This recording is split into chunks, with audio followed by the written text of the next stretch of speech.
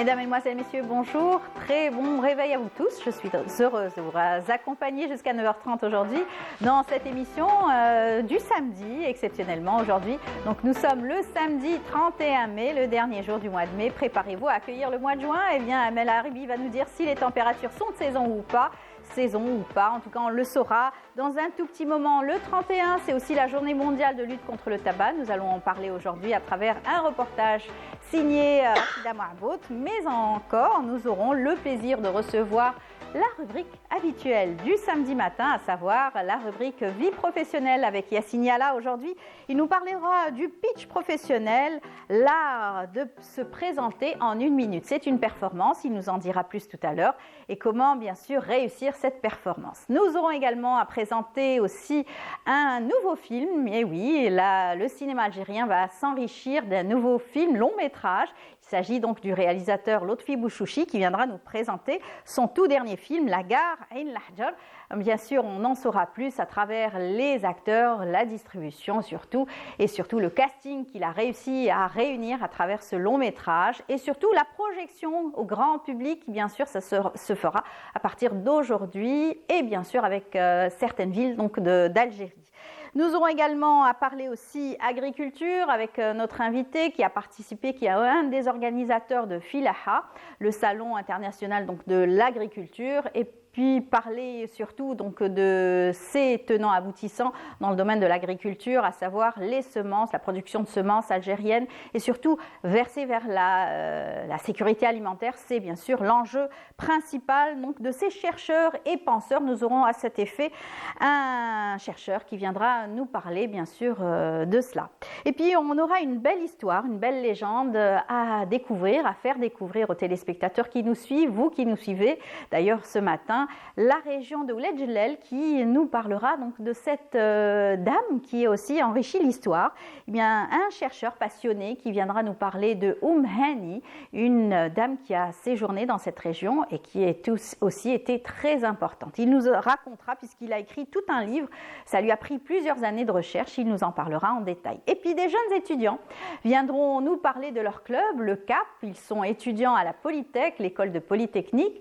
Ils viendront nous parler d'un challenge qu'ils donneront à partir du mois de juin, donc le 12, 13 et 14 juin, un challenge qui réunira plusieurs étudiants, et bien sûr ils seront là pour nous expliquer tout cela. Voilà, c'est tout le programme qu'on a choisi ce matin. J'espère que vous allez rester jusqu'à la fin, et en tout cas jusqu'à 9h30 avec tous les invités, nos invités et surtout nos reportages. Amel Haribi est là, elle va nous présenter dans un tout petit moment la météo. C'est tout de suite.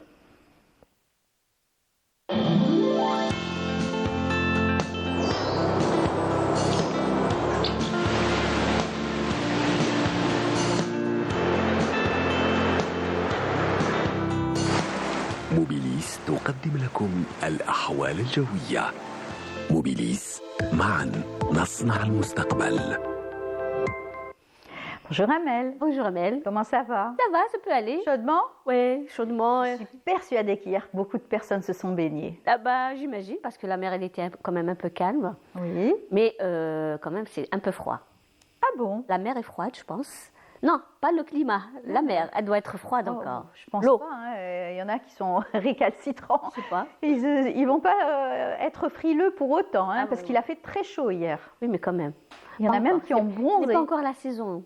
C'est pas encore la saison. Oui, Voilà. Soyez prudents. Bronzer, oui, c'est tout à fait normal. Avec les rayons de soleil, il y a de quoi. Voilà, mais bon, profitez quand même. Oui, pourquoi Il fait pas. beau, allez sortir, prendre du soleil, Ouais, se prendre un promener. peu de vitamine D. Bah oui, pourquoi c'est pas. nécessaire pour la santé. Exactement, oui. Donc, ce que vous dites, c'est qu'il va commencer à faire chaud. Oui. Les températures d'aujourd'hui sont très importantes. Très, très, surtout avec l'arrivée de l'Aïd, il va faire chaud. Donc, Exactement. voilà. Voilà, pour tous ceux qui vont travailler à l'extérieur, par exemple. Exactement. Là, c'est plus Allez, dur. on vous laisse présenter. Merci, Amel. Merci Amel. Bonjour à tous et bon réveil. Eh bien, pour aujourd'hui, le temps sera relativement chaud, humide, sur une grande partie des régions nord, avec un ciel généralement dégagé sur le nord du pays, avec toutefois des passages nuageux, mais vers l'intérieur et le haut plateau ouest, centre et est, qui seront accompagnés d'orages sur le haut plateau ouest et centre. Des orages également vers le sud-ouest, l'extrême sud, le Gartassili, le le sud du Sahara oriental.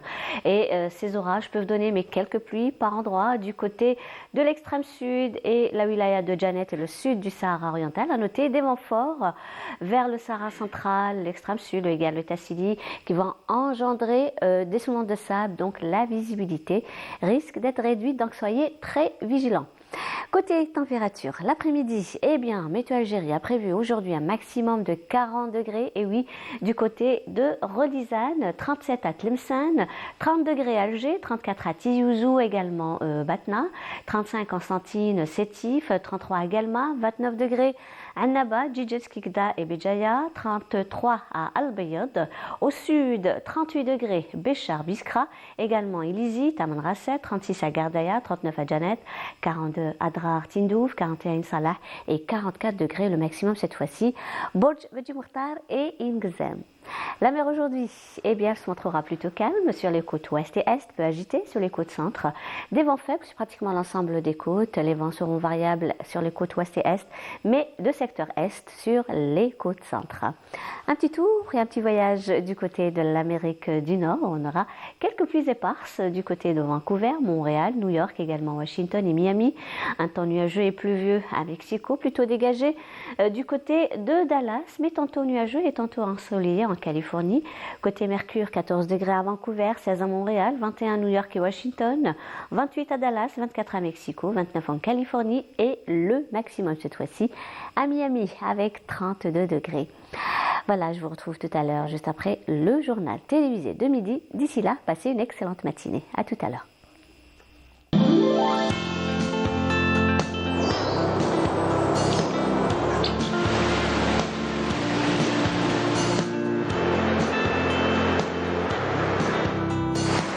موبيليس قدمت لكم الأحوال الجوية. موبيليس، معا نصنع المستقبل. Merci beaucoup, Amel. C'est moi qui vous remercie. C'est toujours un plaisir de vous recevoir pour nous donner les températures. Surtout les températures en ce moment. Oui. Et les nouvelles du ciel. Vous savez que beaucoup de personnes vous attendent le matin, régulièrement. Ah oui, bah, ça fait plaisir. Pour savoir comment ils vont se vêtir le matin. En ce moment, c'est une petite... Ça va, c'est calme. Juste une petite veste le matin parce qu'il fait un peu frais, mais après, c'est bon. C'est bon. Après, il fait chaud. Parfait. Alors, on avait pris comme habitude de faire découvrir à chaque fois une ville d'Algérie. Oui. Donc, en arrière-plan, là, ce qu'on est en train de voir, c'est Béjaïa. Béjaïa, une ville donc très éclairée aussi, très touristique, une belle ville côtière qu'on aime vous faire découvrir. Et à chaque fois qu'on en a l'occasion, c'est une ville chargée d'histoire, n'est-ce pas, qui est donc très riche et qui a vu séjourner beaucoup de chercheurs et de savants donc dans cette ville qui ont fait donc des passages importants. Et puis bien sûr, c'est une ville qui est aussi nommée appelée Bgaïth. D'accord, avec bien sûr anciennement appelée Bougie, c'est la ville donc la création donc de la bougie et surtout c'est une belle ville qui va accueillir bon nombre de touristes cette année comme chaque fois, bien sûr que ça soit saison estivale ou hors saison estivale. On vous invite aussi à faire un tour, pourquoi pas, et bien entendu les montagnes ne sont pas en reste avec bien sûr cette belle forêt de la région. Alors la mer et la forêt, c'est une ville côtière, ville côtière à découvrir. Voilà, Amel. Vous avez fait la visite avec nous? Oui, très intéressant, très très intéressant. Voilà, on vous laisse repartir comme la coutume le veut avec une belle chanson. Tikou Bawin? Oui, alors voilà, Anna Riwaya. Puis on se retrouve juste après avec nos premiers invités.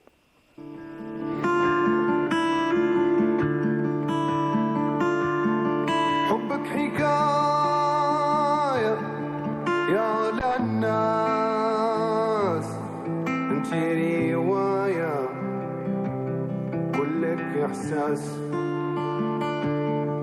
حبك حكاية يا للناس انتي رواية كلك إحساس انتي رواية حبك حكاية انتي رواية حبك حكاية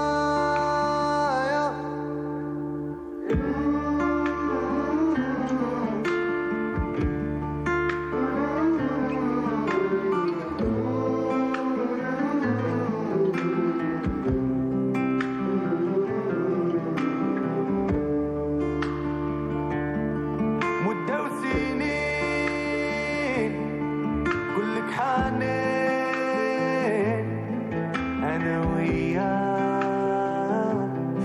عشناها الاثنين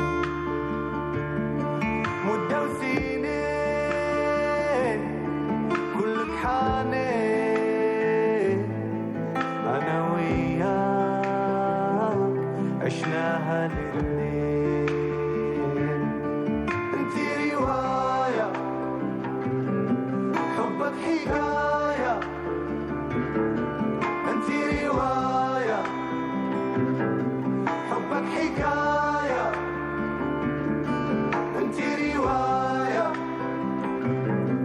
حبك حكاية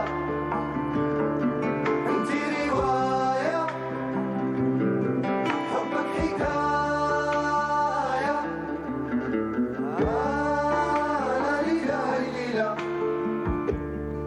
لا ليلى ليلى ليلى أوه لا ليلى ليلى ليلى لا لا لا لا ليلى ليلى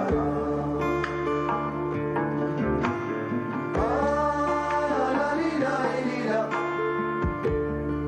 لا ليلى ليلى ليلى أوه لا ليلى ليلى ليلى لا لا لا لا ليلى ليلى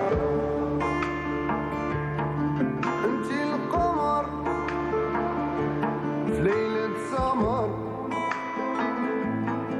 كيفاش ننساك يا ابن البشر انتي القمر في ليلة سمر كيفاش ننساك Une très belle chanson qui est donc, on va la dédier à Yazid hein, parce qu'il aime beaucoup. On l'a dédiée à Yazid, notre rédacteur en chef, qui est avec nous ce matin. Eh bien, on l'accueille comme il se doit. C'est Yassine Yala. Bonjour Yassine. Bonjour Amal. Vous êtes en forme? En forme, alhamdoulilah. Alhamdoulilah, comme chaque samedi matin, vous êtes parmi nous. On va parler donc de votre rubrique vie professionnelle. Et à chaque fois, c'est une nouvelle découverte pour bien se présenter face à son futur employeur. Employeur, mais pas que. Hein, Pas que. la vie professionnelle, on parle de tout. On a déjà parlé des contrats de travail, C'est des ça. entretiens d'embauche. Et aujourd'hui, c'est un thème qui est très en vogue. On en Oui. parle beaucoup et Ouais. qu'on ne connaît peut-être pas, Pas assez. pas assez. C'est récurrent, c'est comment faire son speech. Son pitch professionnel. Voilà. C'est le pitch, c'est le et pitch pas professionnel. Non, c'est le pitch professionnel ou D'accord. bien elevator pitch. Voilà, comme il l'appelle en Elevator, anglais. comme vous me disiez, l'ascenseur. C'est l'ascenseur. Voilà. On en reparle. Très bien, on en repart juste après ça. La cigarette pose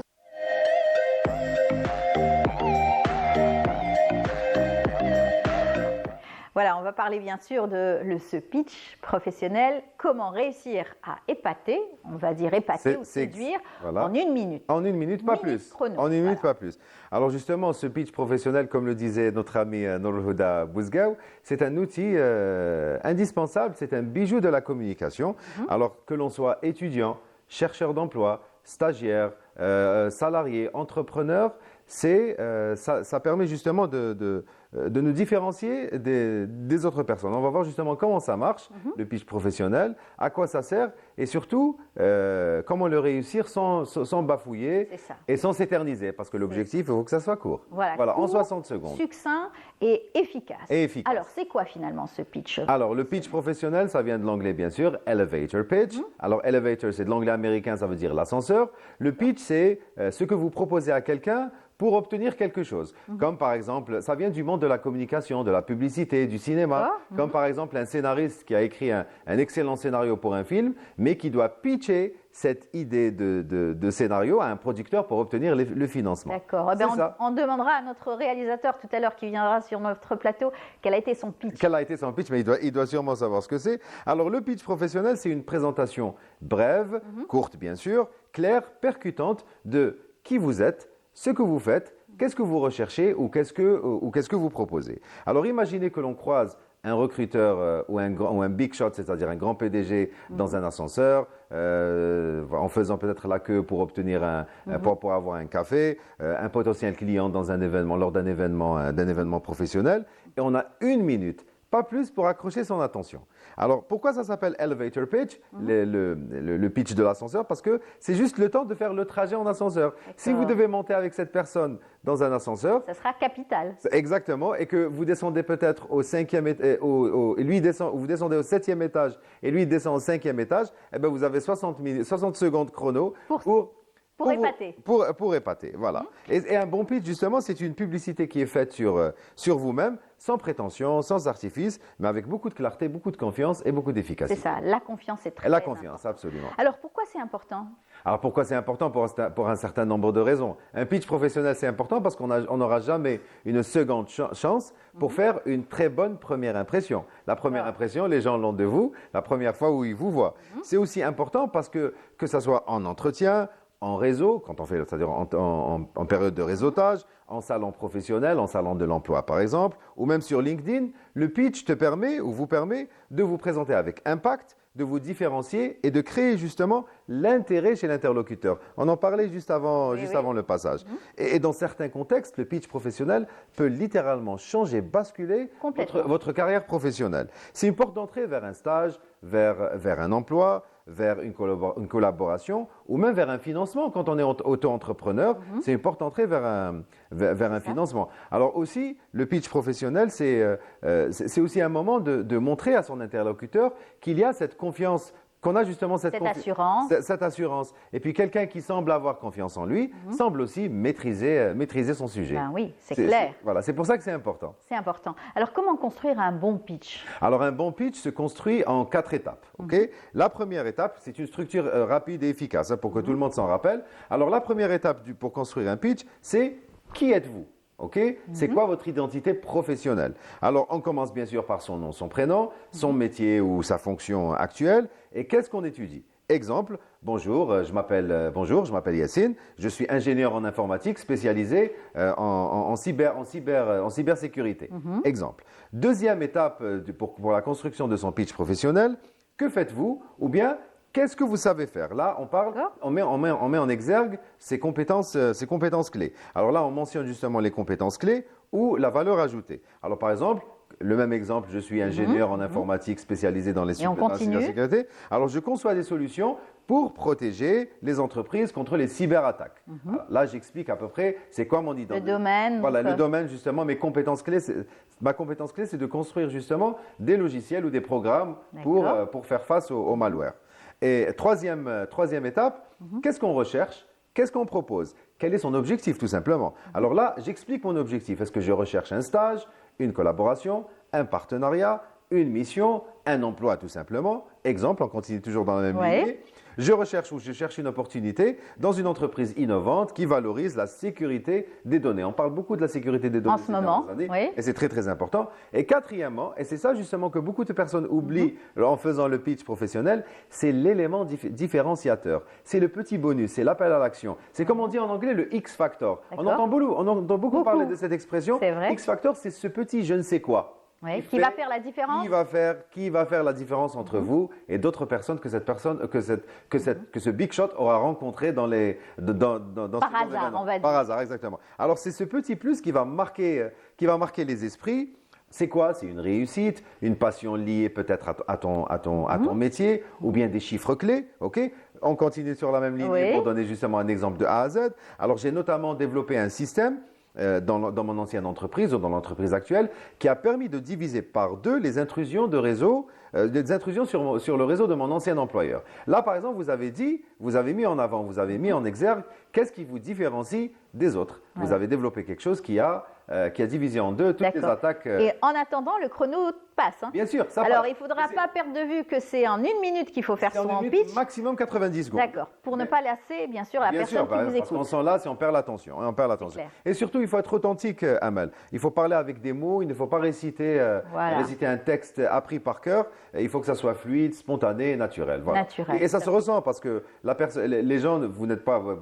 Il ne faut pas trembler. Voilà, exactement. Et puis, on le sait, vous n'êtes pas la première personne que ce big shot rencontre. Oui. Donc forcément, il faut être...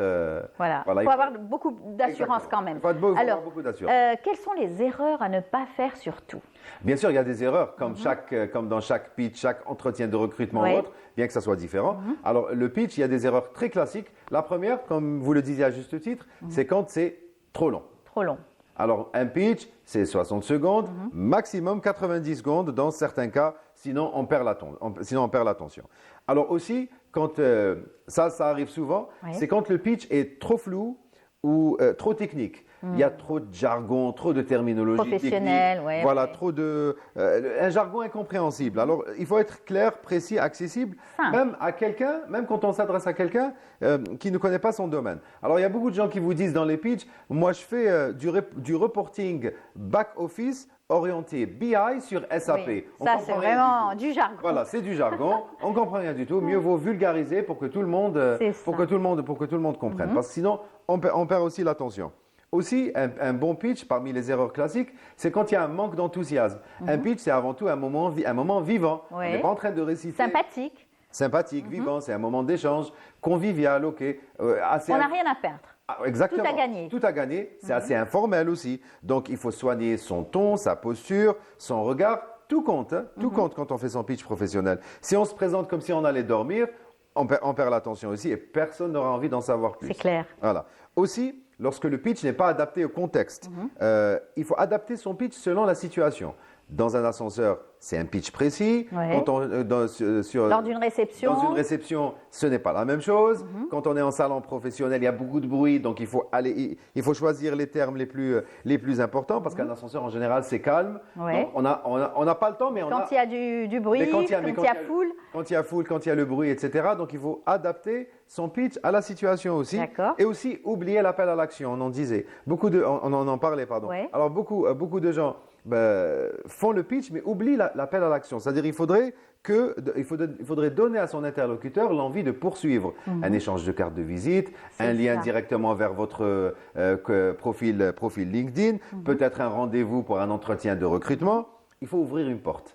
C'est ça les erreurs justement à ne pas commettre. Il faut toujours ouvrir une porte, ne pas oublier ce point-là. C'est très Voilà. important. Hein. C'est En tout important, cas, voilà. en une minute, vous en une minute. réussissez à séduire, à pouvoir donc convaincre aussi votre interlocuteur et pour pouvoir en tout cas réussir votre pitch. Votre pitch, exactement. Et vous me le disiez d'ailleurs juste avant le passage, que vous avez assisté à un événement où il y avait justement... C'est vrai, c'est important, où des dames en quelques minutes, enfin quelques secondes, ont réussi à séduire pour pouvoir aussi voir un petit peu le profil de chaque personne. Exactement. Et pouvoir aussi être séduite ou pas. En tout cas, on va dire, ah tiens, ça c'est une personne intéressante, je vais l'inviter dans notre émission. Exactement, et voilà, on a envie de continuer, d'ouvrir une porte et d'aller plus loin. Très bien, très bien. En tout cas, merci beaucoup Yacine.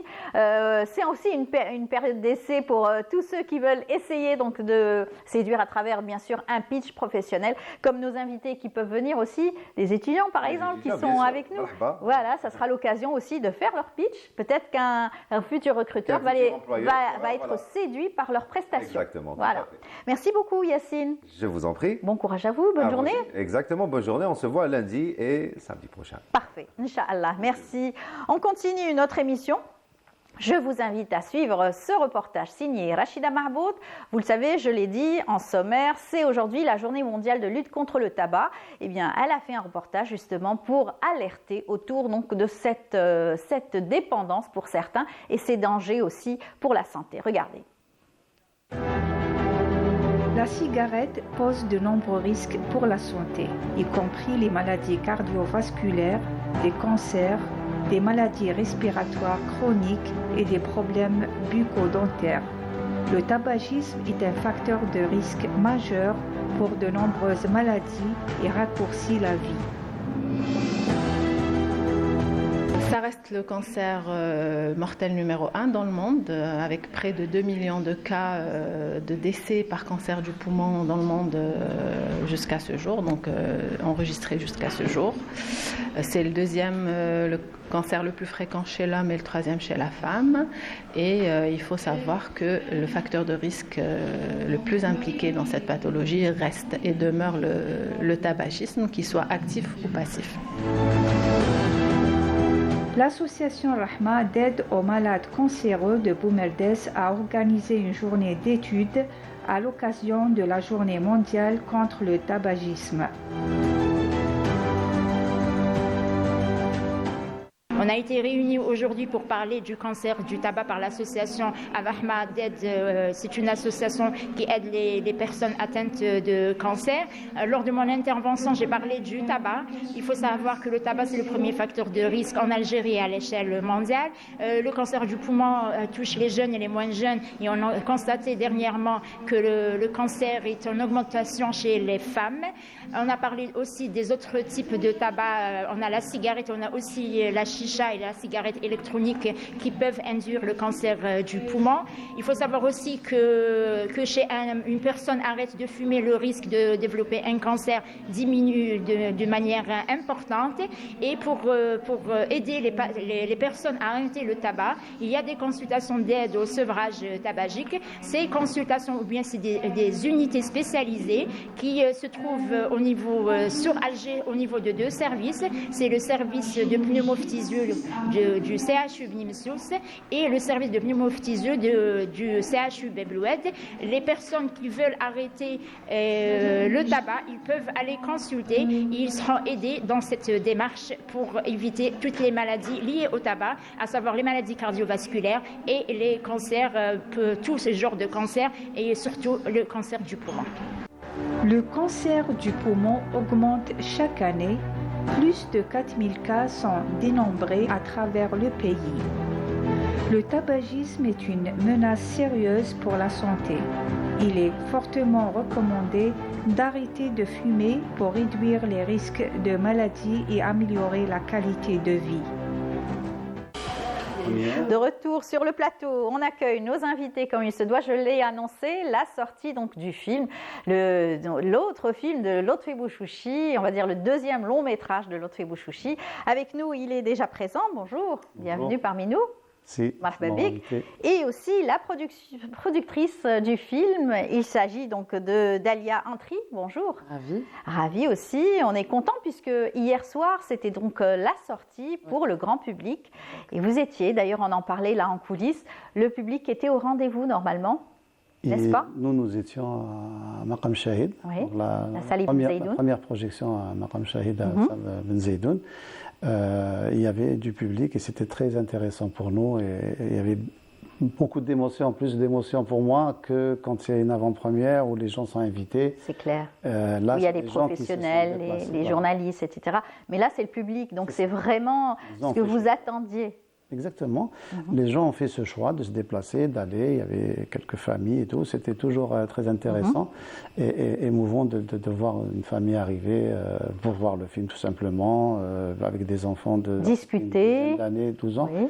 C'est intéressant parce que ça veut dire que c'est des personnes qui communiquent à leurs enfants et qui leur donnent cet amour du cinéma en général et surtout du cinéma algérien. Et ça, c'est la plus belle victoire pour un réalisateur qui présente son film. Alors, le titre, c'est La Gare de Ain Lahjar. C'est une belle comédie, vous dites, surtout qui va un petit peu dénoter. Vous n'avez pas trop l'habitude de travailler sur ce registre-là. On vous a connu à travers, bien sûr, ce premier long métrage, Le Puits. Ça a été aussi un succès. Et aujourd'hui, avec cette nouvelle aventure dans le domaine donc, de la comédie. C'est tout à fait un nouveau registre, tout à fait, c'est complètement nouveau. Mais bon, ce qui est intéressant pour nous, c'est de ne pas rester dans un cocon et de s'enfermer déjà. Et après, il y a toute une série de choses qui a fait qu'on est parti vers ce registre. Mais ce qui est important, c'est que pour moi, le cinéma, c'est de l'émotion. Et tant qu'il y a de l'émotion dans du rire ou dans de la tristesse ou dans de la joie, c'est magnifique, cinéma. Bien sûr. Et venir enrichir aussi la filmographie algérienne et le cinéma algérien. On a toujours besoin de faire donc, de nouvelles choses pour le cinéma algérien et aussi une belle distribution d'acteurs, de comédiens. Alors la production a été là, d'ailleurs, qui était très importante aussi pour pouvoir avoir une belle brochette d'artistes, comme on le dit. Certainement, oui. C'est Et de d'abord comédiens. le choix premier du réalisateur. Selon ses inspirations, selon les profils demandés, nous, on fait la recherche derrière, on fait un casting. D'accord. À part pour certains coups de cœur, généralement, il y a certains rôles où déjà le réalisateur est déjà... Avait déjà l'œil sur... C'est ça, c'est ça. Après, pour tout le reste, c'est à la production d'offrir un casting, des vidéos, etc. Et encore une fois, selon le choix du réalisateur, le coup de cœur, on établit une rencontre. Tout à fait, c'est comme ce qu'on vient de voir juste auparavant. Le pitch, pouvoir séduire un réalisateur, par exemple, en un petit casting. Pas exactement. C'est pas tout à fait. C'est quand même du travail de jouer face à une caméra. Généralement, les comédiens sont tous un peu stressés. Ils ne sont pas passés par du maquillage ou du costume comme on les voit déjà dans l'écran.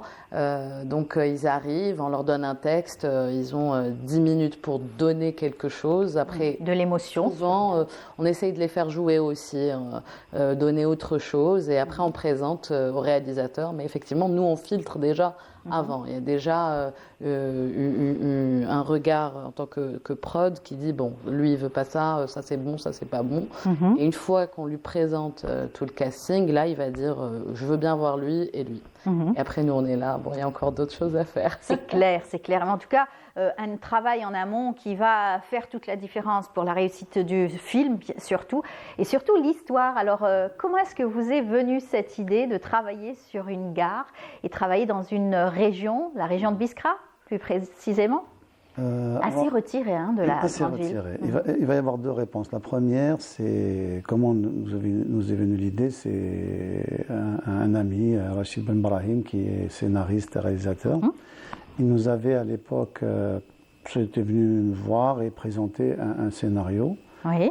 En même temps, de toute façon, j'avais vu ce scénario. Il y avait beaucoup de potentiel. Mais il n'était pas complet. Je veux dire, il y avait plein de choses qui, à nos yeux, manquaient. C'est-à-dire, la fin, la conclusion n'était pas exactement, il n'était pas ramassé, on va dire. D'accord. Et on a contacté Al-Srim Lel pour faire le rôle du script doctor, qui permet de retravailler le scénario, quitte à rajouter des personnages, quitte à remodeler le scénario, quitte à faire des flashbacks, de chambouler tout ça.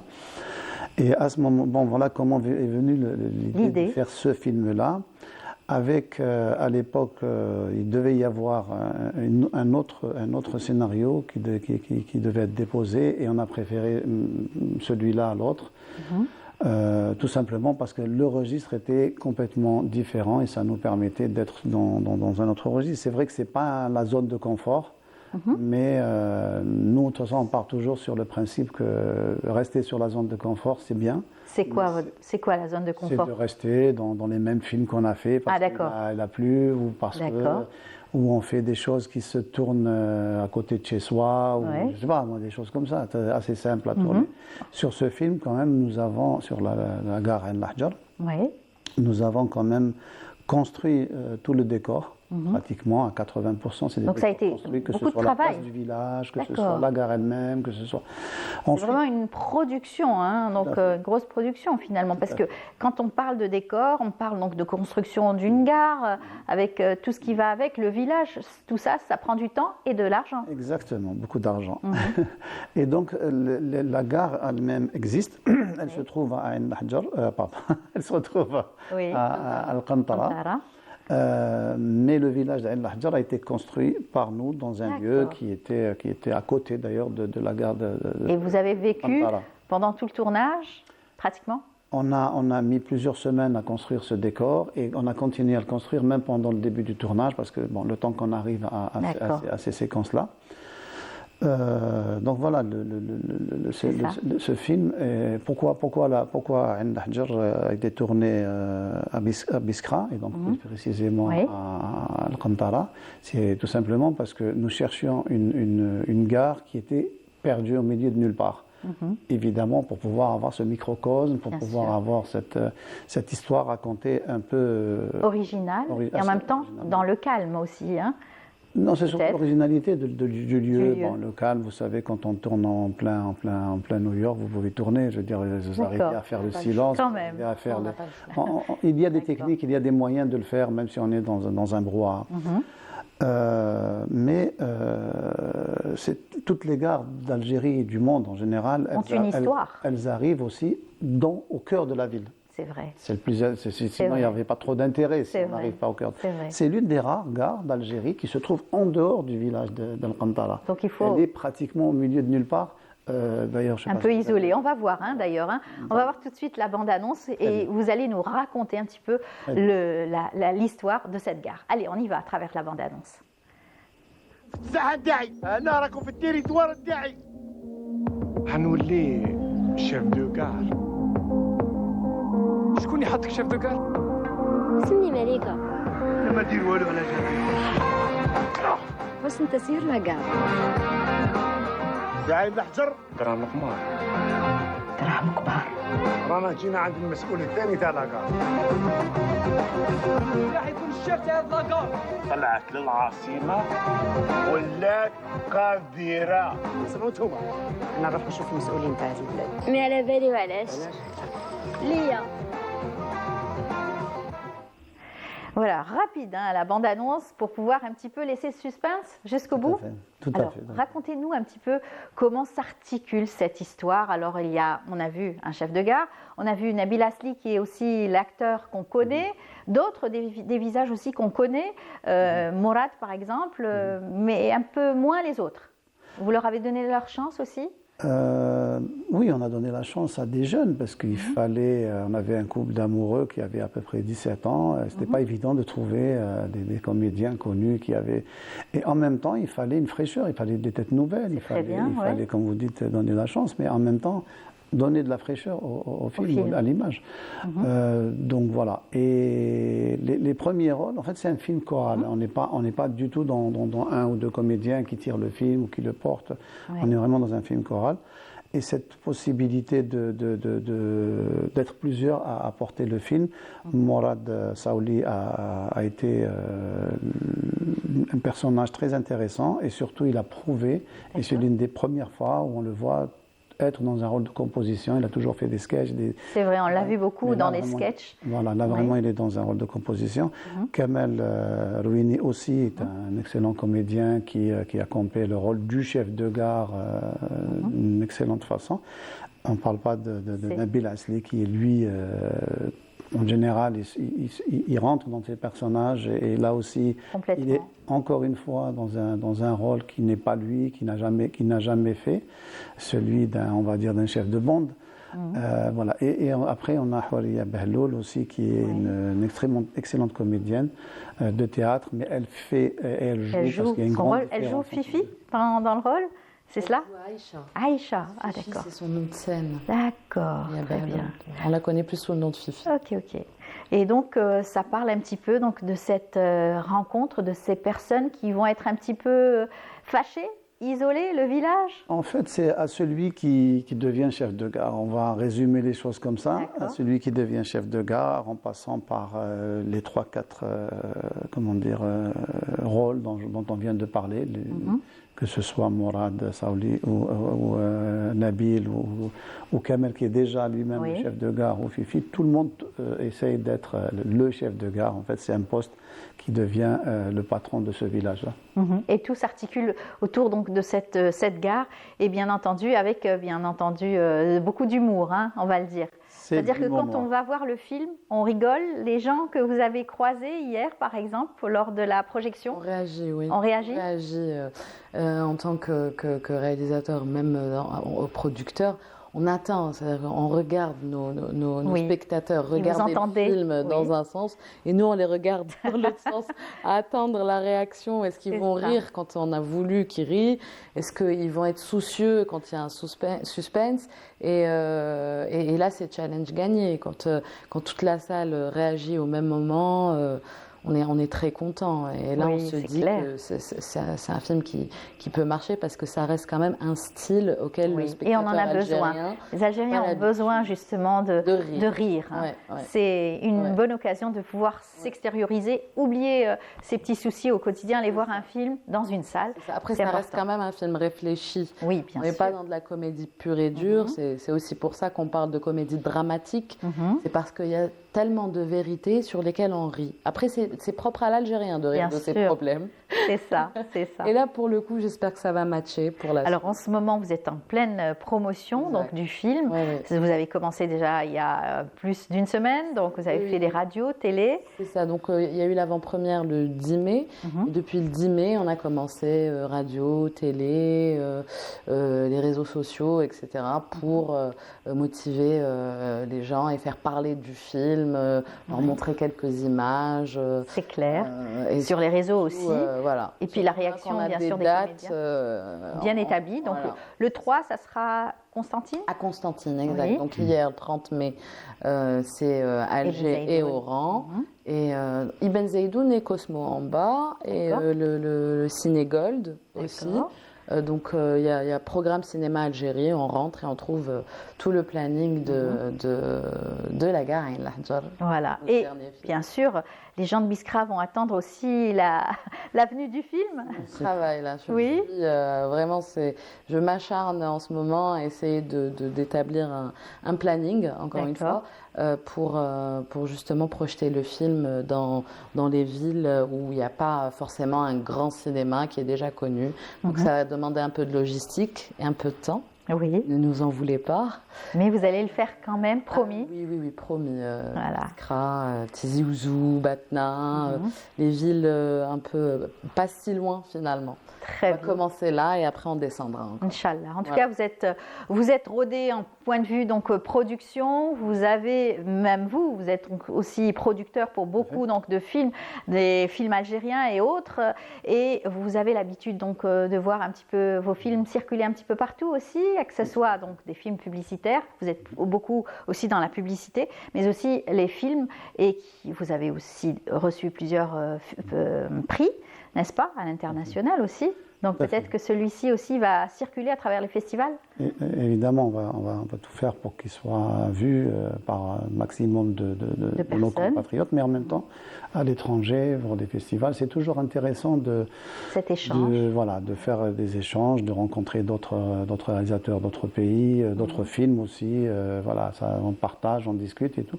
Donc évidemment, c'est très intéressant. Juste pour revenir, Biskra va être peut-être notre première sortie en dehors d'Alger, tout simplement parce qu'on a eu beaucoup de personnes, surtout la population, qui nous ont soutenus, qui ont travaillé avec nous. Donc on fera une projection sans qu'elle soit un peu comme une avant-première, mais une projection pour c'est une autre famille et ça va être un peu plus particulier, la projection là-bas, c'est sûr. Oui. Beaucoup vont se reconnaître. Il y a eu donc beaucoup de figurants de la région, n'est-ce pas? Oui, énormément de figurants, mais beaucoup de soutien aussi. Logistique. Voilà, que ce soit à l'hôtel, que ce soit en dehors, que ce soit à la limite, même le café d'en face, ils ont toujours été disponibles. Évidemment, nous avions tourné dans des conditions difficiles, c'était au mois de juin-juillet, mais en termes de température, mais franchement, on a été reçus, comme il le dit dans le film, comme des rois. Eh ben, tant mieux. En tout cas, on souhaite longue vie au film et surtout beaucoup de succès. Inch'Allah, on se reverra après peut-être la projection un petit peu partout. Et puis là, on aura la réaction du public. On ira voir dans les salles. L'affiche est magnifique aussi avec une belle distribution de comédiens. On vous dit bonne chance. Merci pour la beaucoup. suite, bien sûr, de la projection. Pour l'accueil. Je vous en prie. Et puis merci d'être venu toujours. Donc, toujours fidèle à nos émissions. On vous dit à très bientôt alors. À très bientôt. Voilà, merci beaucoup. Voilà, je vous invite tout de suite à suivre ce reportage. On va voir un petit peu. Cette fois-ci, il y a eu donc un salon, le salon donc de la production. C'est le salon Filaha. Ça s'est passé cette semaine et c'est un reportage signé Fariel Chir. La production de semences algériennes est cruciale pour la sécurité alimentaire et la souveraineté agricole du pays. Les foires agricoles, comme celle-ci, sont des plateformes essentielles pour mettre en avant ces semences, encourager leur production et faciliter les échanges entre les professionnels du secteur. On peut produire de la semence en collectivité avec des instituts, tels que les universités, tels que les instituts de recherche, pour faire, c'est-à-dire un organisme qui peut produire, en collaboration, on peut produire de la semence locale. Mais en contrepartie, on fait des enquêtes concernant des agriculteurs qui nous ramènent des semences locales. C'est des semences de base, c'est-à-dire c'est des semences de base qui ont été déjà, peut-être on peut dire, peut-être elle était introduite auparavant et elle a été fixée dans notre pays. Notre institut est spécialisé la production de semences des grandes cultures, céréales, légumineuses et aussi les cultures oléagineuses, tournesol et colza. Oui, donc on fait la production de la semence de pré-base, donc les premières générations. Nos semences sont 100% algériennes, produites localement et s'adaptent parfaitement aux différents climats de l'Algérie. Donc on a déjà essayé nos variétés au sud, à Mnia, Adrar, Timimoun, et ça a donné de bons résultats. Oui, ouais. La semence est un élément clé de la filière agricole. Son choix influence la qualité et le rendement des cultures et donc l'ensemble de la chaîne de valeur. Le problème n'est pas d'ordre technique. En Algérie, on maîtrise la technicité. Oh, alhamdoulilah. Donc il y a des compétences. Il y a des compétences en termes de production, des vitroplans, en aéroponie, hydroponie, enfin tout ce qu'on peut imaginer comme complexité technique, c'est maîtrisé en Algérie. Il faut alors dresser un diagnostic organisationnel. Ça se fait pas beaucoup. C'est un gros travail, un gros chantier. Hein. Un diagnostic organisationnel qui fait quoi, à quel niveau, et qui permet, qui touche plusieurs secteurs et qui permet d'identifier les vrais problèmes. L'Algérie dispose d'un riche patrimoine génétique céréalier avec plus de 170 variétés. La production locale de ces semences permet de mieux adapter les cultures aux conditions climatiques et de réduire la dépendance aux importations, notamment en blé. L'Algérie importe environ 120 000 tonnes de semences de pommes de terre par an, ce qui représente une charge importante pour l'économie. La production locale de ces semences pourrait contribuer à réduire cette dépendance et à assurer une alimentation stable, comme le cas des recherches et des expériences à Eloued. ولاية الواد راهي قفزت في السنوات الأخيرة قفزة نوعية خاصة في زراعة البطاطا وفي البيوت المحمية ومختلف الخضروات. إن شاء الله هناك عمل راه تقوم به الغرفة الفلاحية لولاية الواد مع باقي الشركاء في محاولة توفير بذور إنتاج محلي وطني 100%. Plusieurs projets ont été lancés pour assurer la production de semences locales qui nécessitent un processus à respecter, surtout que les compétences existent selon les spécialistes. On peut parler d'une semence de bonne qualité, made in Algeria, 100% algérien, production algérienne, à la seule condition d'organiser la filière ou la chaîne de valeur amont et aval. Cet espace d'échange et d'interaction entre les différents acteurs du domaine a pour but de renforcer les liens et contacts avec les opérateurs économiques dans les secteurs connexes, en plus de mettre en avant les producteurs leaders qui sont prêts à investir les marchés extérieurs avec leurs produits. Là, c'était donc un reportage signé Samia Bouharour. Elle s'est déplacée justement lors de ce salon de l'agriculture Filaha. Donc avec nous, un chercheur et surtout qui est donc expert agroéconomiste qui est avec nous, Monsieur Brahim Zitouni. Bonjour. Bonjour madame. Bienvenue parmi nous. Merci. Vous faites partie donc, vous êtes co-organisateur de ce salon avec Monsieur Bensemen. Vous êtes agroéconomiste et vous faites partie de ce groupe de réflexion au niveau donc de la Fondation Filaha Innov. C'est-à-dire que vous essayer toujours de trouver des solutions pour essayer d'aller de l'avant concernant notre recherche et mettre en place des différentes thématiques de conférences. C'est ce que vous avez fait cette fois-ci pour cette édition, n'est-ce pas? Absolument. Alors avant de trouver des solutions, on essaye de réfléchir de façon extrêmement modeste et humble. Le groupe de réflexion Philahainov est un think tank au sein du CIPSA qui existe depuis une quinzaine d'années et qui a été fondé par le président Ben Salman ainsi qu'un certain nombre d'anciens hauts cadres et ministres de l'agriculture et qui, à travers toutes ces années, petit à petit, a évolué dans ses réflexions, toujours en essayant de mettre en avant des politiques publiques, des problématiques liées à la question agricole, la question paysanne et la question alimentaire. Voilà, la question paysanne, c'est très important. La ruralité aussi qui va aider l'agriculture. Aujourd'hui, beaucoup se laissent peut-être les terres. Oui, alors si on veut, la partie agricole, c'est un peu le poisson dans la mer de la ruralité. La ruralité, c'est l'ensemble de l'écosystème qui contribue à la production agricole. Il faut avoir une vision inclusive de la production agricole avec l'ensemble des éléments qui y concourent. Et ces éléments qui y concourent, c'est d'abord le développement rural qui est fondamental pour pouvoir permettre de produire dans des conditions de la ruralité qui seraient encadrées ou qui devraient être encadrées par l'ensemble des services que l'on trouve dans les villes, en particulier les écoles de bonne qualité, les routes, le développement, les services bancaires, les services d'assurance.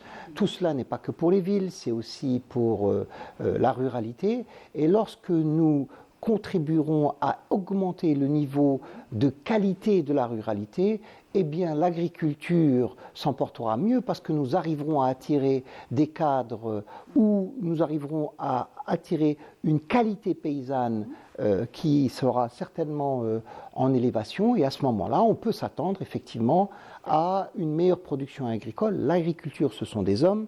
Et parce que ce sont des hommes, travailler sur la formation de ces hommes pour avoir des meilleures productions agricoles est une priorité absolue. Tout à fait. À l'ère des changements climatiques, aujourd'hui, tout est à revoir. C'est-à-dire aujourd'hui, la mécanisation, les enjeux qui étaient à l'époque ne le sont plus ceux d'aujourd'hui.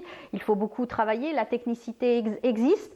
Les ingénieurs agronomes sont là et les personnes qui travaillent la terre aussi. Aujourd'hui, la technicité existe. Les techniques modernes aussi existent dans le domaine de l'agriculture. Qu'est-ce qui manque aujourd'hui? On veut développer l'agriculture en Algérie. Alors, les changements climatiques induisent des complexités au niveau des productions agricoles énormes. Il n'y a rien à changer, il y a tout à faire évoluer, madame. Nous sommes au sein du GRFI contre les évolutions brutales. Nous préférons accompagner, réorienter et non pas changer. On a vu, on a des exemples de pays développés et qui ont réussi dans leur domaine dans le domaine de l'agriculture, mais avec une agriculture intensive qui n'est pas aussi un exemple à prendre, je pense. Écoutez, au début de chaque chose, ce sont les sciences. Nous sommes en train de vivre un basculement des sciences de la chimie de synthèse vers les sciences de la biologie de synthèse. Et donc, l'agriculture ne se fait pas tout à fait de la même façon lorsque ces vecteurs de sciences et de technologie prennent le lead, prennent la direction de l'ensemble des autres instances technologiques et scientifiques. Nous sommes en train de travailler beaucoup plus sur le vivant, c'est-à-dire sur la cellule, et non plus sur les minéraux comme avant. Et donc, ce changement paradigmatique, ce changement de cadre conceptuel implique un changement des méthodes d'approche de l'agriculture qui doit s'appuyer d'abord sur les biotechnologies. Vous savez très bien qu'on parle de plus en plus de conservation des sols. Avant, le sol était un intrant au même titre que l'eau, par exemple, ou que l'engrais. Aujourd'hui, le sol devient un capital à valoriser au même titre que de l'argent. Donc en réalité, une agriculture durable, c'est d'abord un sol qui est capitalisé sur la durée pour pouvoir produire sur la durée. Mais pour le capitaliser sur la durée, il faut l'ensemencer de matière organique et carbonée, donc du vivant, parce qu'en réalité, nous avons souvent des sols pauvres. Et donc vous voyez, l'approche de l'agriculture est différente. Donc il faut accompagner nos agriculteurs et pas simplement... Leur expliquer, vulgariser beaucoup plus.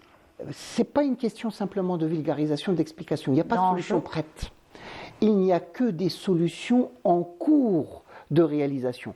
Et donc, il y a aussi un retour d'expérience qu'il nous faut avoir, non pas que la recherche doit diriger l'agriculture, mais en réalité, c'est les besoins agricoles qui doivent diriger la recherche, mais il y a toujours ce temps de latence, et on peut remarquer qu'après la Seconde Guerre mondiale, ces temps de latence sont de plus en plus courts, c'est-à-dire aujourd'hui, on demande à la recherche, à l'industrie, agroalimentaire en particulier, ou agro-industrielle, d'aller de plus en plus vite pour trouver des solutions, parce que les changements climatiques nous imposent un rythme beaucoup plus élevé, l'érosion du patrimoine génétique de la même façon, et enfin... La sécurité alimentaire aussi. Exactement, c'est-à-dire que la pression démographique, nous sommes passés en 62 en Algérie de 9 millions de personnes, Allah Ibarak, à 46 millions de personnes, on a beau doubler notre production, on est toujours en retard, parce que la croissance démographique est tellement importante qu'il nous faut trouver des solutions innovantes. Tout à fait. Et l'eau n'est pas en reste aussi. Ça fait partie de ces enjeux, pouvoir avoir de l'eau pour irriguer et surtout faire de la récupération d'eau de certaines industries. Alors, pour l'agriculture. Alors, on parle aussi des rencontres que vous avez données. Vous êtes une des personnes qui avait réfléchi pour les différentes conférences qui ont eu lieu lors de ce salon. Des conférences très intéressantes autour de la semence de la pomme de terre. Ça aussi, ça fait partie de la sécurité alimentaire parce que la semence de pomme de terre qui était importée, qui coûtait très cher, c'était de grands enjeux pour l'agriculture algérienne. Aujourd'hui, la semence c'est produite chez nous. Alors, c'est toujours de grands enjeux. Et là, il faut une réflexion stratégique. La réflexion stratégique est la suivante. En cas de crise majeure, peut-on compter sur nos céréales pour pouvoir se nourrir? La réponse est évidemment non, c'est insuffisant. Puisque nous importons jusqu'au jour d'aujourd'hui entre 6 et 7 millions de tonnes de céréales par an. Par contre, nous sommes dans une dynamique de production de pommes de terre qui tourne autour de 5 millions et demi de tonnes. Il faut la faire évoluer jusqu'à une perspective de 7 millions de tonnes, de telle façon que nous puissions avoir une pomme de terre de bouche, mais aussi une pomme de terre transformée.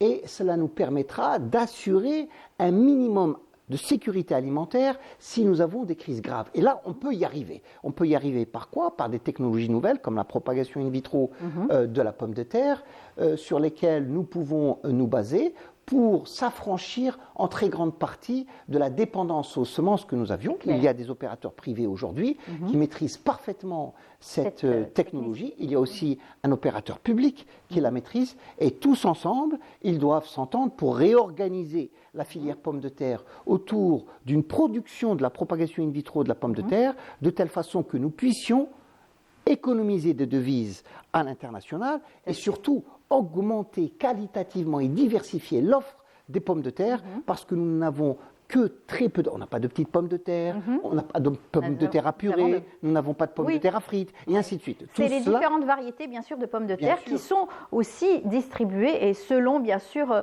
dans l'agroalimentaire ou la restauration, bien sûr, chaque pomme de terre a ses qualités propres. Ses qualités et spécificités. Alors, on parle donc de leader. Donc nous sommes leaders, vous le disiez, dans la pomme de terre, par exemple. Et dans le monde arabe, nous sommes l'un des pays qui a la plus grande production de pommes de terre, mais trop dépendante de ces semences, c'est ce que nous essayons de faire évoluer. Alors, vous avez voulu montrer aussi que nous allons parler de palmiers dattiers, là aussi nous en sommes leaders. La phonéciculture, c'est aussi une culture donc, du palmier dattier. Nos palmeraies sont riches, nos palmeraies sont variées aussi, et là encore une fois, c'est un plus pour notre agriculture à l'export. Là, je voudrais... rectifier? Pas rectifier, non, je voudrais juste approfondir la réflexion. Nous ne rectifions rien. Nous apportons toujours un plus. Et donc, en réalité, vous voyez, dans tous les secteurs agricoles, c'est la transformation qui mène la production. Le président de la République, c'est Abdelmajid Tebboune, a bien insisté sur la transformation, tant il est conscient que c'est ce moteur-là qui permet d'entraîner l'amont agricole. Et l'industrialisation. Or, pour le palmier dattier, nous n'avons pas de transformation. Nous avons une transformation extrêmement primaire, alors que... À petite échelle. à petite échelle, alors que nous pourrions, avec les biotechnologies, avec les technologies du vivant, les sciences du vivant dont nous parlions tout à l'heure, nous pourrions parfaitement faire des antibiotiques à partir des jus de date, nous pourrions parfaitement faire des sucres, bien entendu, pas simplement des sirops de date, mais des sucres pharmaceutiques, mais aussi des sucres industriels. Nous pourrions parfaitement faire à partir des biomasses du palmier dattier, des simili-bois, du textile, du papier, la pulpe à papier, nous l'importons par quasiment 800 ou 900 millions de dollars. L'ensemble de ces filières de la transformation pourrait s'articuler autour d'un amont phénicicole repensé pour les besoins de l'industrie, et c'est comme ça qu'on sortira de l'orientalisme qui caractérise la phéniciculture pour aller vers la modernité. Voilà, vous en perdez votre salive. Alors, vous m'avez pas servi de café ce matin. Et donc, mais en tout cas, c'est vrai que c'est intéressant de parler de la filière date aussi, qui est une filière très très importante pour notre pays, parce que nous avons des variétés aussi et surtout des espèces endémiques, et il va falloir aussi les préserver, les multiplier et surtout intéresser la jeune génération à cette agriculture.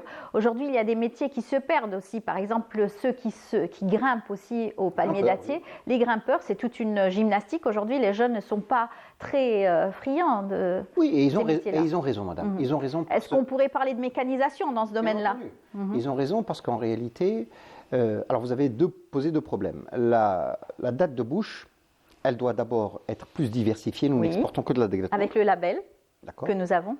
Ça, c'est la première chose. La deuxième chose qui est extrêmement importante, c'est que nous avons un état sanitaire de la phéniciculture qui n'est pas très bon. C'est-à-dire nous avons beaucoup de palmeraies qui sont très parasitées. Et donc, pas simplement. Et il y a beaucoup d'acariens. Et il nous faut être plus vigilants sur ce point-là pour offrir des dates qui soient des dates de qualité. Pour ça, il faut mieux travailler l'amont phénicicole. Mais comment travailler un amont phénicicole qui ne paye pas?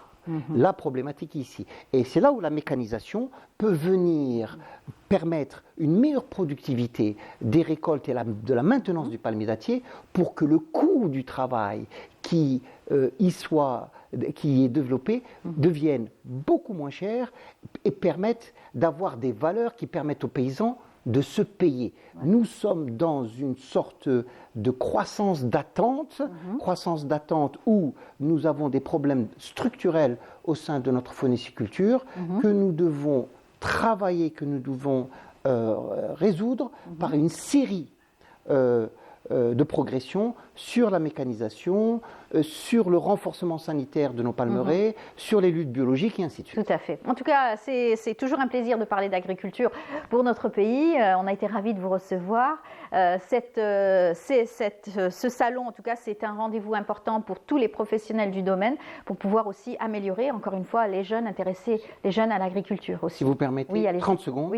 Je voudrais remercier le ministère de l'Agriculture et Monsieur le ministre de l'Agriculture qui ont été cette année particulièrement vigilants à nous soutenir dans notre action.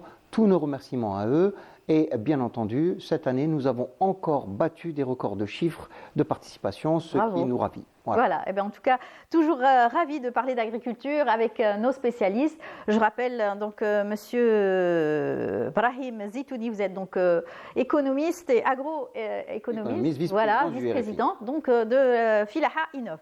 En tout cas, on continuera à parler d'agriculture avec ce reportage puisque l'eau est indispensable pour l'agriculture et pour tous les vivants, bien sûr. Je vous invite à suivre ce reportage. C'est le Salon de l'eau. C'était donc à la SAFEX et c'est Ferial qui l'a fait.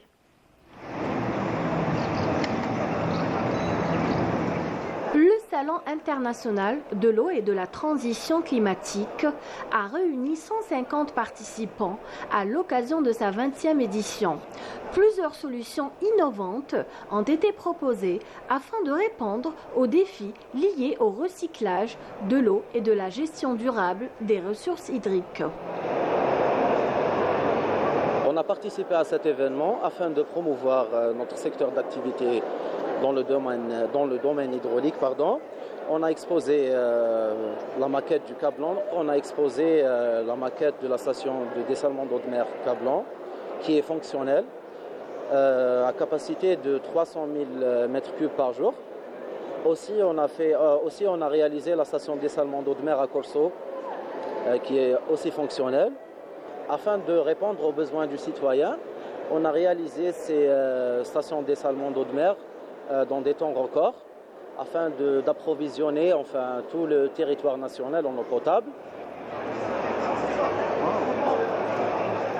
L'objectif principal du salon était de proposer des solutions concrètes pour faire face au stress hydrique et garantir un accès durable à l'eau pour tous les citoyens.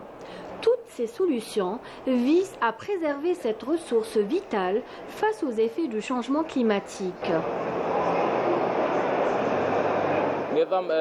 On propose une solution de recyclage de l'eau sous forme d'une station très demandée, notamment dans les hôtels, les stations-service et les centres de bien-être.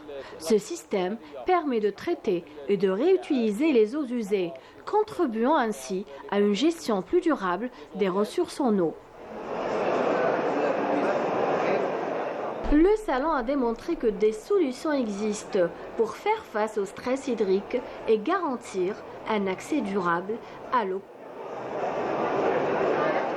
De retour sur le plateau, nous allons parler histoire et passion aussi donc de notre invité qui lui est médecin donc de formation, mais il est passionné par notre patrimoine immatériel. Et il va nous parler donc de la recherche qu'il a donc faite donc dans la région de Ouled Djellel. Avec nous, Monsieur Kamel Zouine. Bonjour. Bonjour et à tous les téléspectateurs de Canal Algérie. Marhaba bik. Merci pour l'invitation. Vous êtes là pour nous présenter votre tout premier livre, Lella Oumhani. C'est un livre que vous avez consacré à une personnalité donc, de la région, Oumhani, oui, qui a marqué les esprits au XVIIe siècle, n'est-ce pas? Oui. Lella Oumhani a été connu surtout à travers un chant populaire, récité pendant des siècles dans la région de Ouled Djellel. Vous l'avez écouté par votre mère, votre grand-mère? Oui. Et il y a toujours une obscurité qui entoure cette personnalité. Puisque dans la mémoire collective, elle est connue comme une ingénie à quoi. C'est une personnalité mythique qui habitait une chambre dans une ancienne maison sous une coupole, visitée par les femmes et surtout seulement les femmes. Donc la visite est interdite au sexe masculin. Même des garçons de petit âge ne peuvent pas passer dans la chambre de Lella Oumhani, on ne sait pas pourquoi. La couleur rouge est interdite.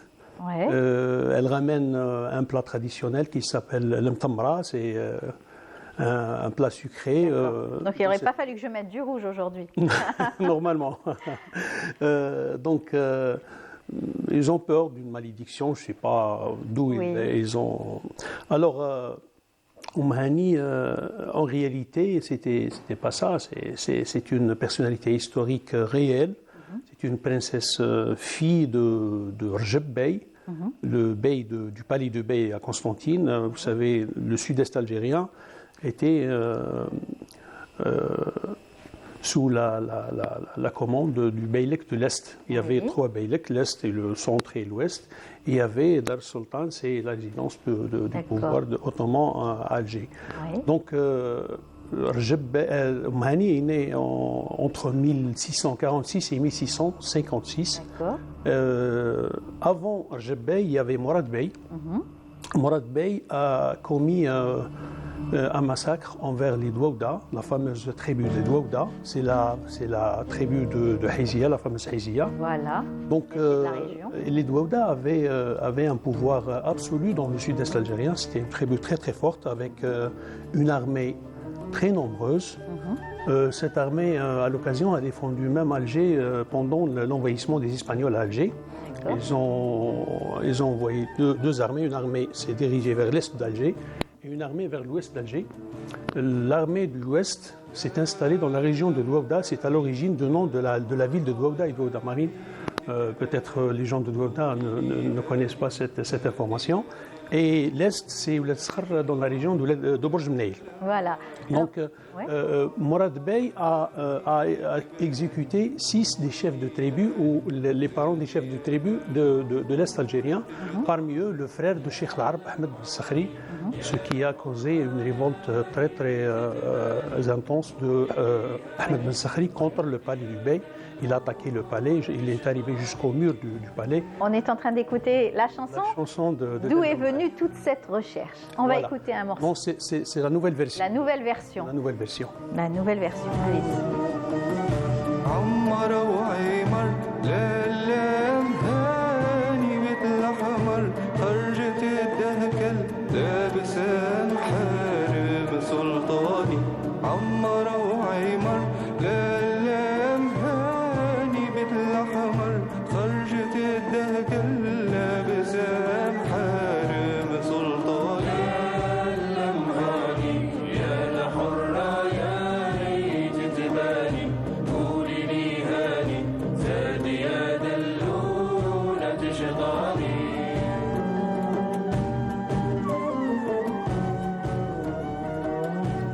Voilà, c'est donc la nouvelle version de Leila Oumhani. La nouvelle version, elle est interprétée par Zakaria Tabbash. Zakaria Tabbash, un compositeur et un chanteur, et un chercheur aussi en musique. D'accord. Je vais passer par des... Alors vous avez justement été passionné par cette chanson et surtout par l'histoire donc de cette dame qui a marqué les esprits dans la région. Vous avez mis beaucoup de temps à faire des recherches, à écrire ce livre. Oui. Vous avez fait appel à plusieurs bibliographies. Plusieurs bibliographies. Il y a Ernest Mercier qui l'a noté dans son livre Histoire de Constantine. Il y a Les orientalistes qui étaient venus dans la région. Oui, oui. Il y a Peysonnel et Desfontaines. Peysonnel, c'est le médecin du roi de France qui a été envoyé en mission. Il a fait un voyage de Tunis jusqu'à Alger. Il a fait une étude socioculturelle très très importante.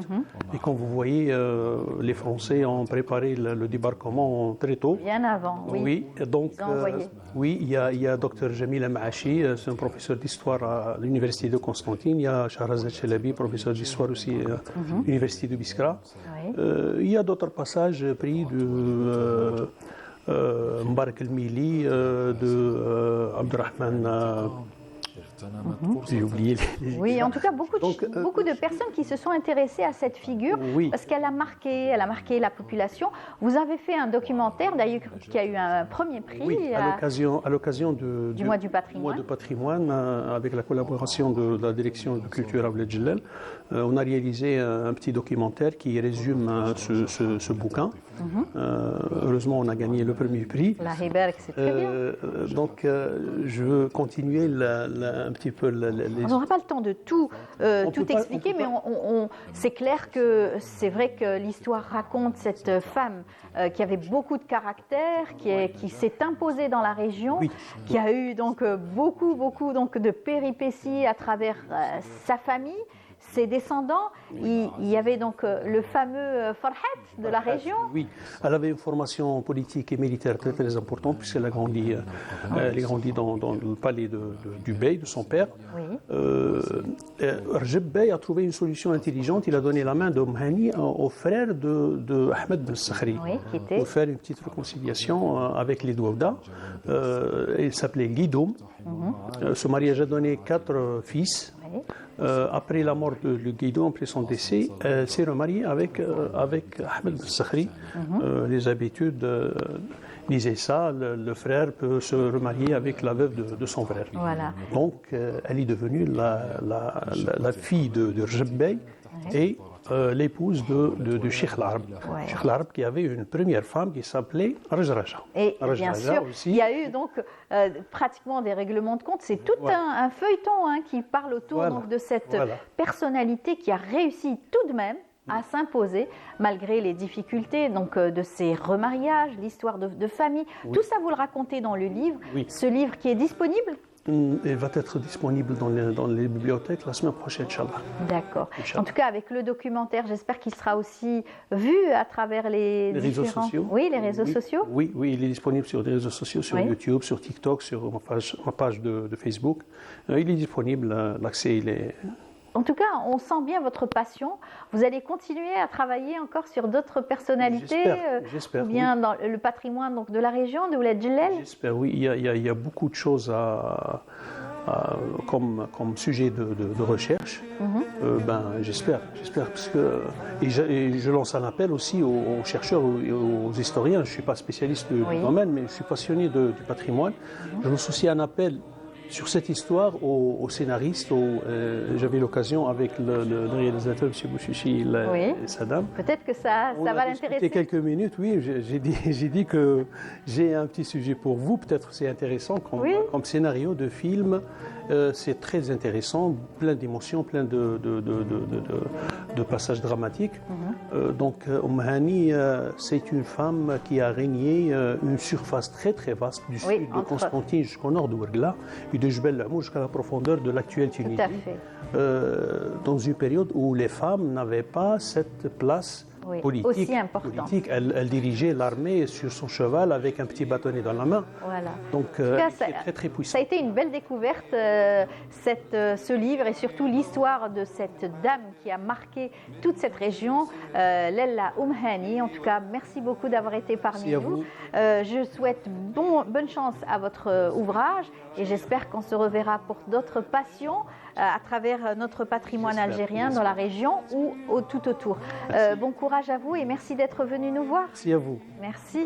On continue notre émission. Je vous invite tout de suite à suivre cette belle visite à travers Alger, puis on se retrouve juste après.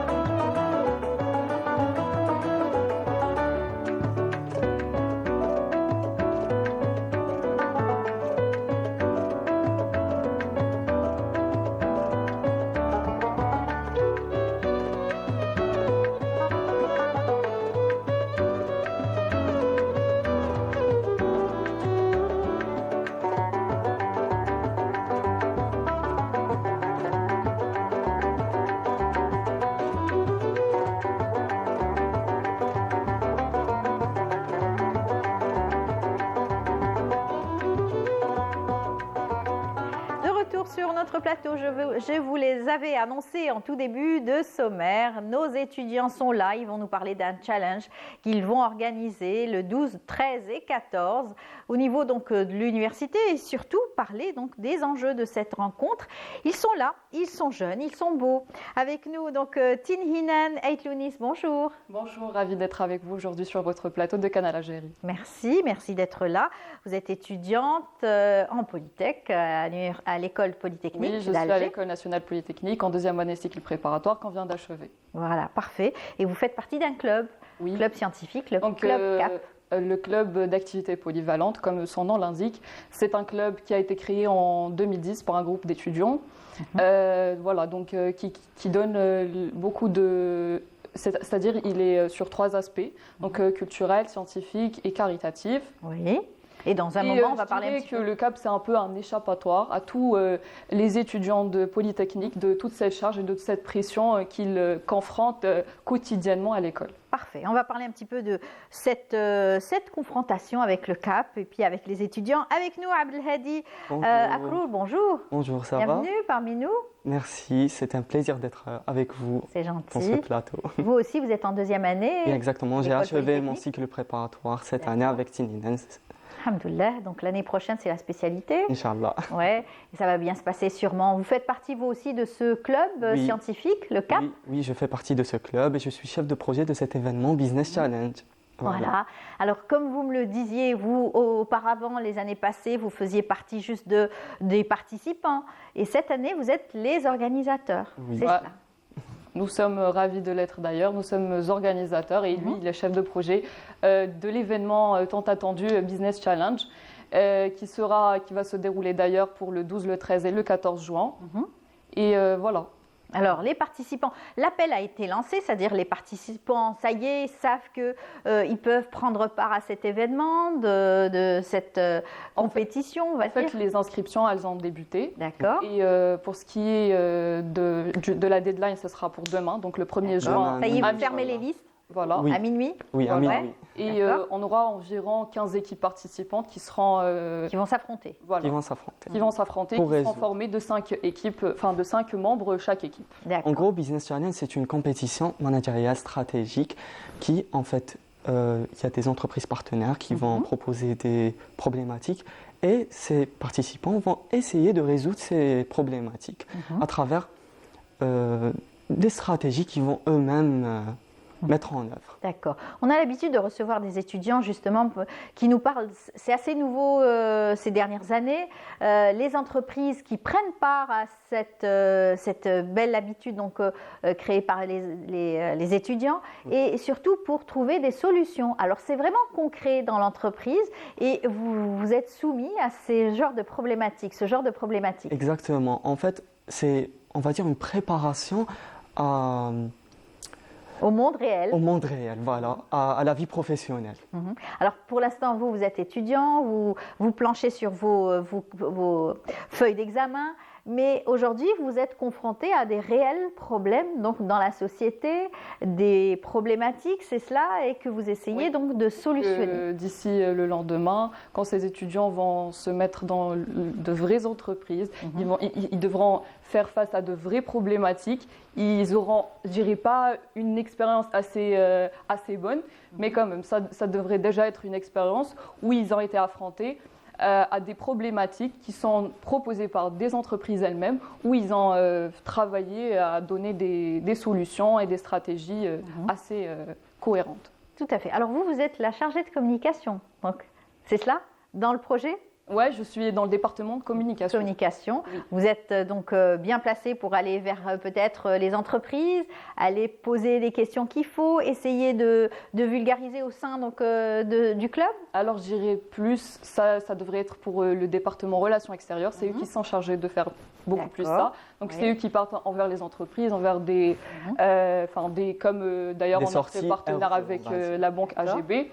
Ils sont partenaires et ils parlent avec les entreprises. Comme Faderco d'ailleurs cette année, on a eu l'opportunité d'être partenaire avec eux. D'accord. Donc voilà, et voilà, je dirais que c'est plus pour le département relations extérieures que communication. D'accord, ils vous ouvrent les portes aujourd'hui. Les entreprises sont contents de travailler avec des jeunes qui sont encore à l'université, pas encore diplômés, mais qui aspirent bien sûr à travailler dans de grandes entreprises. Voilà. C'est ce que vous allez faire. Alors, les étudiants sont fin prêts?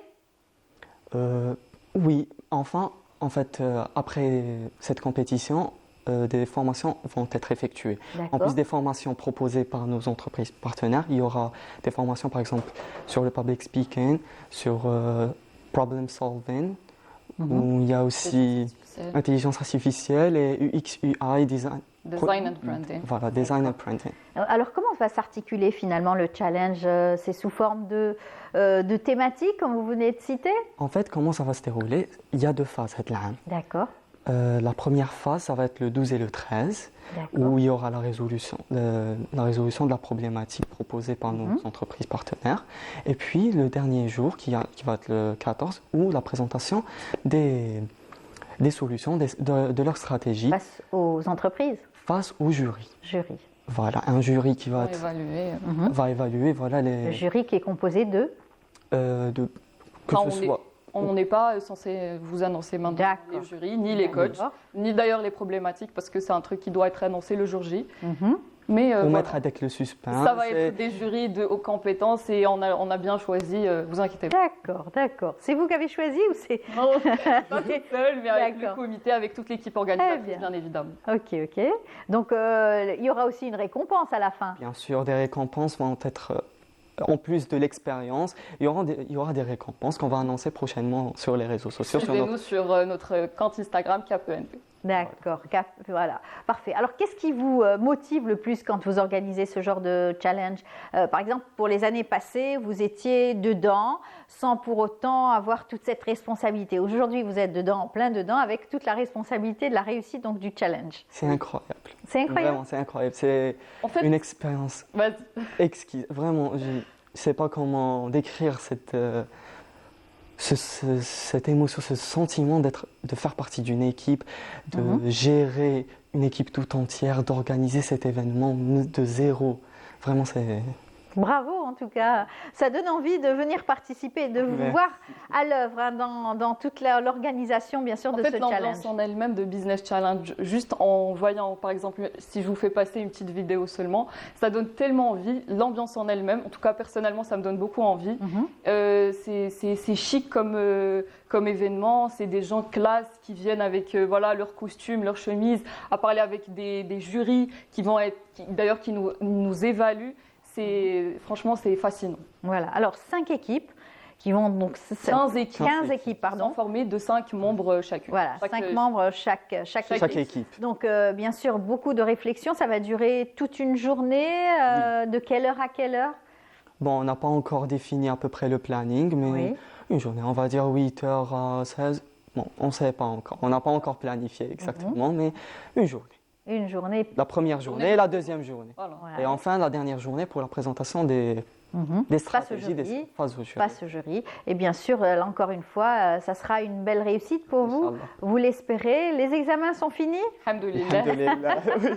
Voilà, et vous êtes, vous êtes prêts à passer au cap supérieur, bien sûr. L'année prochaine, vous allez donc, Inch'Allah, vous allez présenter votre spécialité.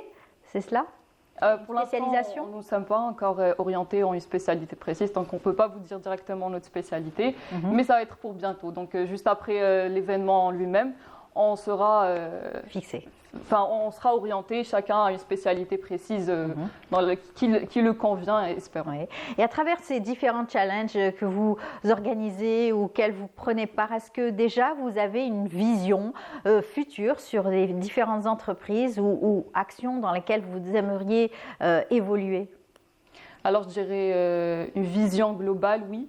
Des entreprises, il y en a beaucoup. Et pour se lancer comme ça, donc en avoir une vision générale, il faut en avoir, surtout en étant à l'École nationale polytechnique. C'est bien, tu n'es pas certainement dans le bain et puis c'est bon. Donc oui, on se voit un peu dans des entreprises, comme d'ailleurs les entreprises avec lesquelles on va travailler, dans tout ce qui est marketing, business, voilà, tout ce qui est gestion de stock, optimisation, etc. Vous commencez à postuler ou pas encore? Alors, parce qu'on a passé une étape assez chargée. Déjà, la prépa, c'était pas du tout facile pour nous. Donc, une fois que cette étape a été achevée, maintenant, on peut commencer à penser, à postuler, à se faire des portfolios, des CV. Déjà. Alors, et pour vous? C'est la même chose, je n'ai pas encore postulé. Je suis en train de faire quelques formations, pourquoi pas? Oui, des formations pour me préparer à la vie professionnelle. Inch'Allah, je commence à préparer mon CV. Voilà, c'est important, le CV, un bon CV. Il faudra suivre notre rubrique pour pouvoir continuer à optimiser vos chances dans le domaine donc, du recrutement avec notre ami Yassine Yalla. Merci beaucoup d'avoir été parmi nous. On rappelle l'événement, allez-y, faites-nous encore une fois donnez-nous envie de venir voir de plus près. Business Challenge, c'est un événement à ne pas rater. C'est une opportunité en or. Vraiment, foncez. Inscrivez-vous. Il ne reste que quelques heures et Voilà. Bonne chance. Ce soir à minuit, c'est fini? Oui. Demain. Demain, à minuit. enfin, oui. Voilà. Ce soir à midi. Très bien. Ben, merci beaucoup. Je rappelle, Abdelhadi Akrour, vous êtes membre du département ressources humaines, chef du projet Business Challenge. Bon courage pour vos études. Merci. Et puis bonnes vacances après. Hein, Merci. c'est mérité. Et puis Tin Hinan, merci beaucoup. Vous êtes chargé donc du département communication. Vous aussi, vous êtes en 2e année et Inch'Allah, 3e année avec une nouvelle perspective d'orientation. Voilà. Merci à vous d'être venus. Voilà, on a terminé notre émission. J'espère que vous avez apprécié. Beaucoup. Eh bien, tant mieux. Continuez à nous faire donc de belles présentations challenge comme ça, et puis on pourra en parler et les présenter. Voilà, on est arrivé à la fin de l'émission. J'espère que vous avez apprécié. Merci à vous tous. Et puis, on se donne rendez-vous dès demain à partir de